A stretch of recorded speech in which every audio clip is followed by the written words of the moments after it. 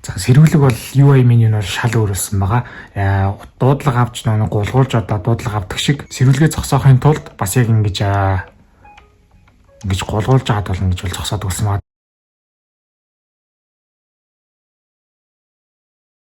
iOS 26.01 суусан байхад 26.1 одоо апдейтийн хэмжээ нь 215 ГБ таагаар бол гарсан байна. За тэгээд апдейт хийхээс өмнө утсан дээрх суулцаа нь 2251 ГБ байсан бол апдейт хийсний дараа 2308 ГБ. Үйлдвэрлэлийн системийн код нь 23B85 таагаар гарсан байна. Settings дотор маш олон өөрчлөлтүүд бол гарсан байгаа. Settings application руу ороод display руу орох юм бол хамгийн ихэнд Liquid Classic ярихаас өмнө энэ дээр гарч байгаа одоо default wallpaper маань iOS 26 их бол өөрчлөгдсөн. 26.01 дээр бол өмнөх iOS 18-ийн одоо wallpaper нь харагддаг байсан бол одоо ингээд 26.1-ээс эхлээд 26-тай болсон байна. За тэгээд Liquid Class тунгалаг одоо харагдах байдлыг нь бол хоёр янзаар шууд сонгож өөрчлөлтөг болсон. За tinted боёо одоо шууд ийм цайвар маягаар харуулга. За clear гэх юм бол яг тунгалаг байдлыг нь бол одоо илтгэж байгаагаар өөрчлөж ингээд болж байгаа. За яг одоо бол clear дээрээ байхдаа бол ингэж бол харагдаж байгаа арт талынхын зүйл нь одоо нефт бол харагдаж байгаа. За тэгээд тинт болгочих юм бол одоо яг тэр чигтээ бол ийм болж байгаа. За тэгээд яг dark mode асаах юм бол эргээд бол ингээ хар болж байгааг та нар анзаарж байгаа хаа. Өнөөдрийн бичлэгтээ Momac цэгийн сайт бол хамтран ажиллаж байна. За Momac сайт нь ямар учиртай вебсайт вэ гэхээр Mac үйлдвэрлэлийн систем буюу macOS дээр програмууд татах одоо замчлалыг илүү бол одоо дөхөн болгож өгч байгаа юм байна. За та нар Momac цэгийн гэж ороод програмууд хэсрүүд рүү орох юм бол macOS дээр суулгаж болох програмууд нь л ингээд л гараад ирэх юм байна. Тэгээд ер нь бол Windows дээр яг програм суулгахад ер нь бол аюу амархан хэлбэр олддог бол macOS яг жоохон өндөрлөлтэй байдаг.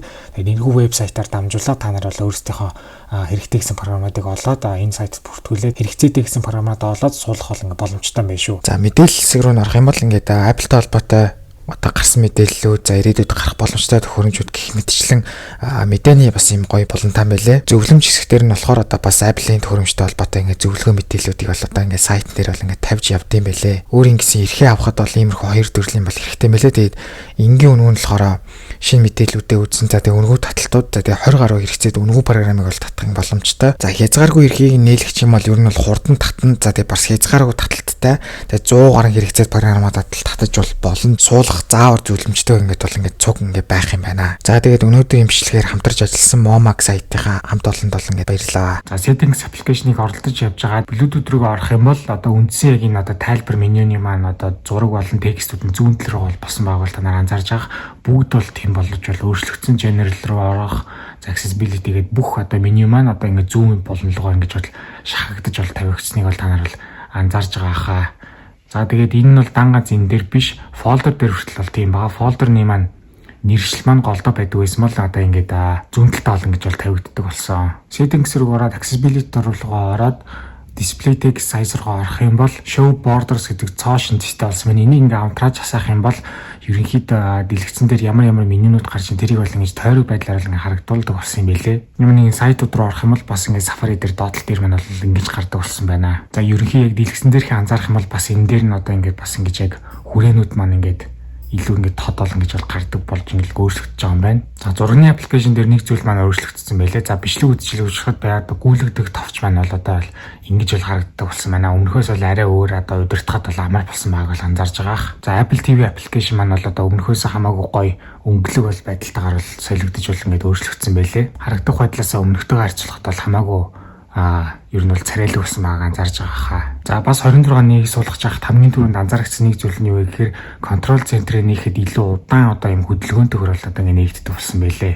Тэгэд илүү нэг тийм зуурсан маягтай анимашн толсон байгааг бол та нар анзаарж байгаа. За 3 жилийн өмнө iOS 16 дээр цоошин төрлийн бол одоо үйлдвэрлэлийн системийн апдейтууд бол гарч исэн. Тухайн үед туршиж исэн. Тэгээд тухайн үед iOS 16 үйлдвэрлэлийн систем дээр гарч байхдаа бичлэг маягаар биш пост маягаар бол оруулж исэн. Security response буюу яг яаралтай нэн шаардлагатай одоо яг мэдээллийн аюулгүй байдлын кодны сайжруулалтыг оруулахын тулд яг эдгээр апдейтнууд бол гарч исэн. Тухайн үед бол 3 ширхэг гараад бол дуусч исэн. iOS 16 4.1A, тэгээд iOS 16 5.1A 165.1C гээд энэхүү 3 апдейт бол гараад тэрнээс хойш бол нэг ширхэгч бол иймэрхүү яалтай байдлаар суулгах мэдээллийн аюулгүй байдлын ийм кодны сайжруулалтын үйлдвэрлэлийн систем апдейт бол гараагүй. Гэсэн бол энэхүү 26.1 үйлдвэрлэлийн систем дээр settings рүүгээ ороод privacy рүүгээ ороод за тэгээд доошоо гүйлгэх юм бол security improvements гэдэг хэсгийг бол энэ дээр автомат install гэдгийг нь унтрааж болно. Энэ болохоор автоматар заавал download дарахгүйгээр шууд одоо суулгах байдалтайгаар бол одоо ингээд энэхүү хөгжүүлэлтийн хэсэг маань settings дотор бол ингээд тусдаа бол цэстэй болсон байна. За Apple Intelligence маань iOS 26-ны үйлдвэрлэлийн систем дээр Caution 8 хэлийг бол дэмждэг болсон. Жагсаалтнаас та нар бол харж болно.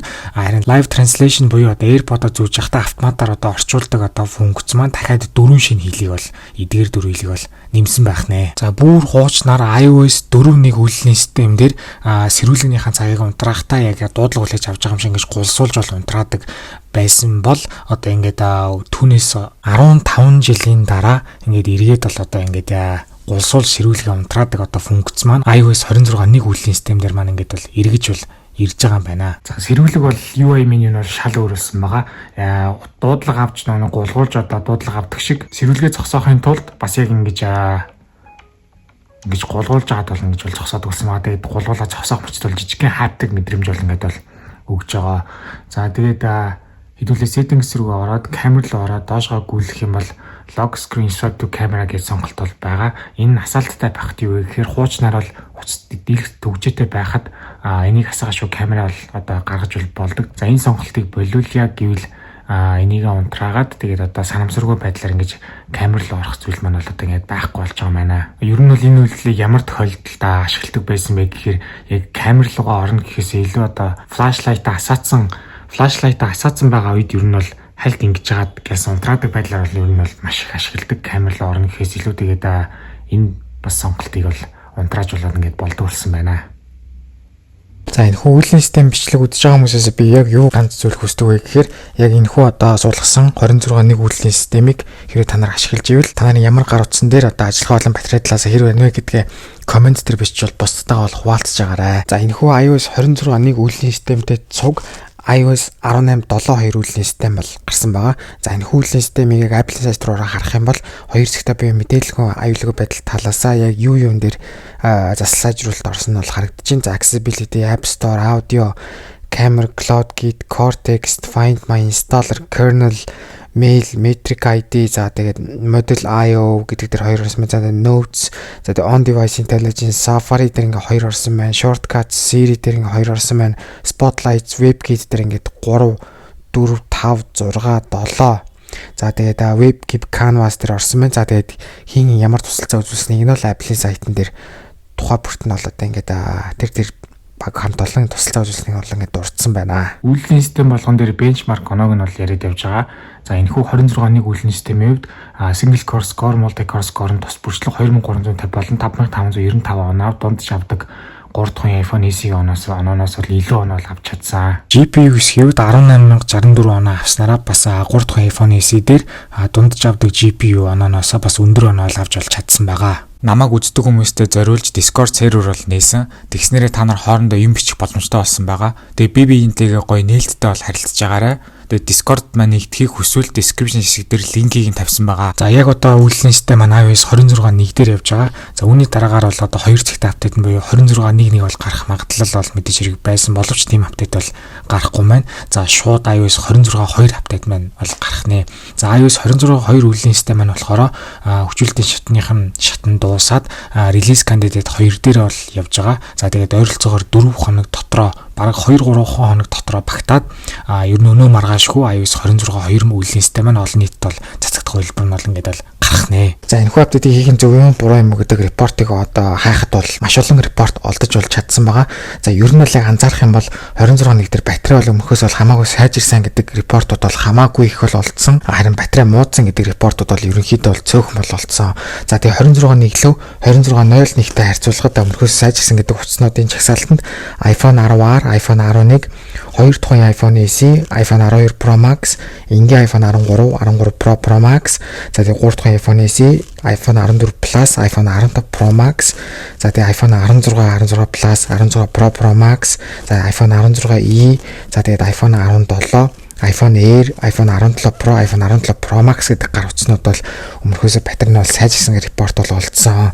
За ер нь бол ийшээ апдейт хийгээд хэрэггүй шүү гэдэг утаснуудад болохоор энгийн iPhone 12, iPhone 13 mini, iPhone 14, iPhone 14 Pro, iPhone 15, 15 Plus, 15 Pro гэх утаснууд бол одоо ингээд олдсон байгаа. За намайг идэвхгүй байх хооронд ер нь бол Apple-ийн зүгээс 4 онцлог одоо анхаарал татах бүтээгдэхүүн бол гаргасан байна. За дараагийн гарах Apple Vision Pro маань M5 чиптэй бол одоо гарсан. Уул нь бол хямдхан загвар гарах болов гэж хэлсэн боловч тийм биш.